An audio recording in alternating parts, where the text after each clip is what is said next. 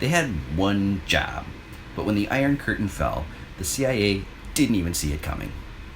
According to the former director of Central Intelligence and one-time chief Soviet analyst Robert Gates, the CIA had no idea in January 1989 that a tidal wave of history was about to break upon us. Writer Tim Weiner chronicles the ways that the CIA completely missed the fact that the Soviet Union was about to disintegrate in the late 1980s in his book Legacy of Ashes.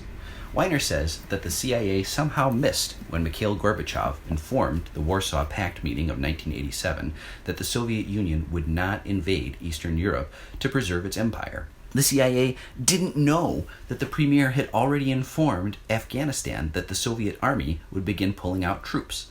The CIA was baffled when crowds of Americans gave Gorbachev a hero's welcome during his visit to Washington, D.C. They had no plan for what to do when the Berlin Wall came down. On December 1st, 1988, less than a week before the premier offered to unilaterally cut Soviet military forces by 500,000 troops, CIA analysts confidently proclaimed that Soviet defense policies would continue unchanged under Gorbachev.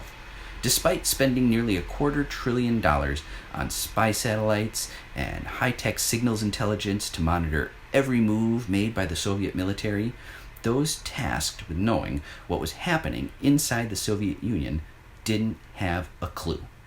The point is that dramatic change does not always telegraph itself. It isn't always possible to see what's coming, even when you have an entire intelligence agency dedicated to knowing what's around the corner. If you're interested in moving forward, it won't be easy. Organizing a new political party contender that stands on equal footing with the major parties seems like an impossible task. It could take decades of work. It could potentially cost some people their careers or even their lives.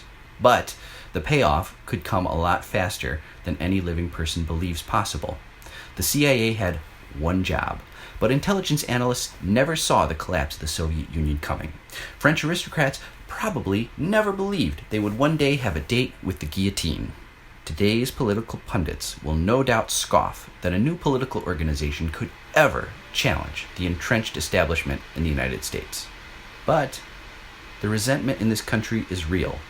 Change is possible, no matter what so-called experts may believe. I love my country, and I believe we can do better, but only if we work together. Undivided. Let's make them pay.